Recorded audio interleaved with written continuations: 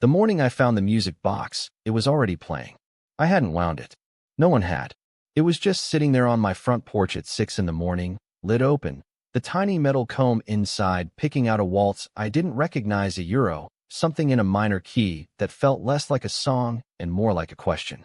My neighbor Carol's house across the street had a for sale sign in the yard that had not been there the night before. I picked it up.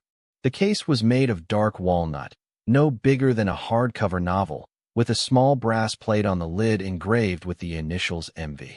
The porcelain dancer on top had a crack running from her left shoulder down through her waist, a clean fracture that had been carefully glued back together. Beneath the box was a folded note in Carol's handwriting. 3 words, "Please keep it wound." Nothing else. No explanation. No goodbye. Carol had lived across the street for the 3 years I'd been in the neighborhood. Quiet woman, early 60s, kept a tidy garden. We waved, occasionally talked across the mailboxes. She'd seemed perfectly normal until about 2 months ago, when I noticed she'd started keeping every light in her house on through the night. I'd assumed insomnia. I'd assumed a lot of things about Carol that turned out to be wrong.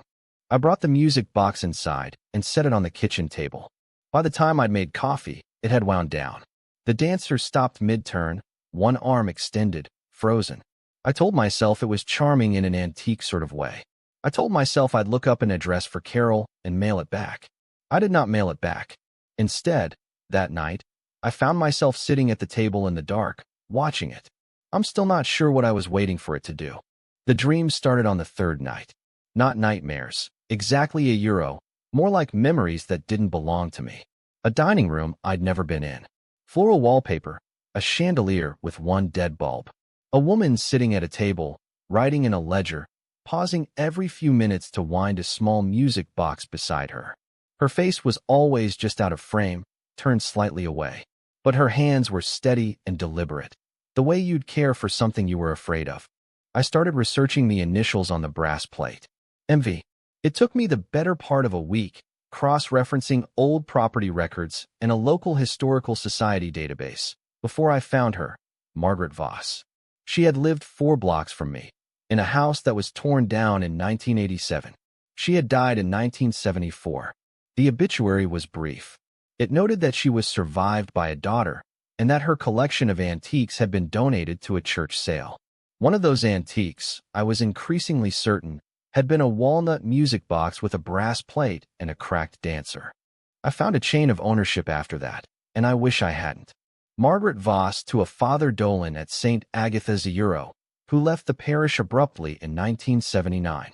The box then appeared in an estate sale in 1991, purchased by a man named Gerald Fitch, whose daughter later donated it to a thrift store after Gerald was hospitalized for what his family described, in an online memorial forum, as a complete withdrawal from reality. From the thrift store, someone named Diane. From Diane, presumably, to Carol. And now to me. I started noticing what they all had in common. Not the obvious thing, a euro the box. The other thing. Every one of them, at some point during their ownership, had started keeping the lights on at night. Gerald Fitch's daughter mentioned it in a comment thread.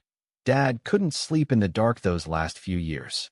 A neighbor quoted in the local article about Father Dolan had said he'd seemed afraid to be alone in any room without a lamp burning.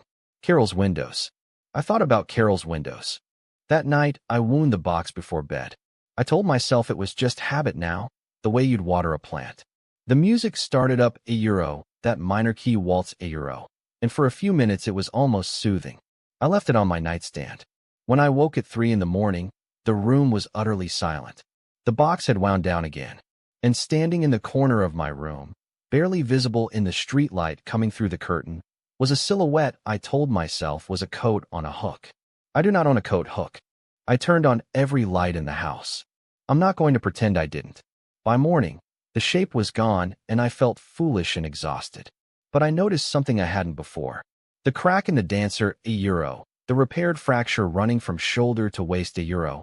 It was longer than I remembered. Or maybe I'd measured it wrong the first time. I got a ruler. I photographed it. I told myself cracks in old porcelain didn't grow. I still have the photographs. The crack is longer in every one I've taken since. I tried to get rid of it twice. The first time, I put it in a box and drove it to a Goodwill 15 miles away. I set it on the donation counter, signed the slip, drove home. It was on my kitchen table when I walked in. I stood in the doorway for a long time before I could make myself go inside. The second time, I put it in my car to drive it somewhere further. I got 6 blocks before I turned around. I'm not going to tell you I was forced to. I'm going to tell you that I was afraid of what would follow me home if I left it somewhere unattended. I finally tracked down Carol through her daughter, who was politely alarmed that a stranger was calling. Carol was in assisted living now, she told me. A rapid cognitive decline, the doctors said. Stress-induced, possibly. When I asked the daughter if Carol had owned an antique music box, she went very quiet. Then she said, she tried to give that thing away a dozen times. It always came back to her. Until it didn't. I asked when it had stopped coming back. She said, about 3 months ago. The for sale sign had gone up 2 months ago. I went back through everything I'd documented. The chain of owners. The lights left on. The dreams. Gerald Fitch's withdrawal. Father Dolan's abrupt departure. And something else I had written down early on and then dismissed. Every owner had passed it forward voluntarily. Not thrown it away. Not destroyed it. Given it, with a note. Carol's note to me. I started wondering about the woman in my dream, Euro, the one at the table with the ledger. Writing carefully. What was she writing? And then I remembered. She was writing names. A list of names. That night, I had the clearest version of the dream yet. The dining room. The wallpaper. The dead bulb in the chandelier. And for the first time, the woman turned. I couldn't tell you her face, Euro. I mean that literally, there was just a kind of blankness there, like a face-shaped erasure. But I could read the ledger now. Columns of names and dates. Father Dolan. Gerald Fitch. Diane, with a last name I didn't recognize. Carol. And at the bottom, in ink that looked newer and darker than the rest, my name. Written in my own handwriting.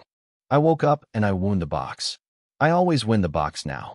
I've stopped trying to understand why. But here is the thing I need you to understand, Euro. The thing that keeps me up at night more than the shadows. More than the growing crack. More than the dream. I've been writing.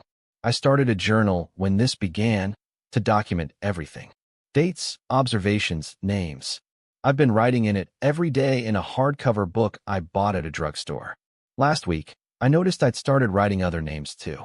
Names of people I didn't recognize. Names I'd written without meaning to, in the margins, in the night. And one of those names, Euro, I looked it up, Euro, lives 2 streets over. They have a porch. And I have a terrible feeling I know exactly what I'm going to leave on it.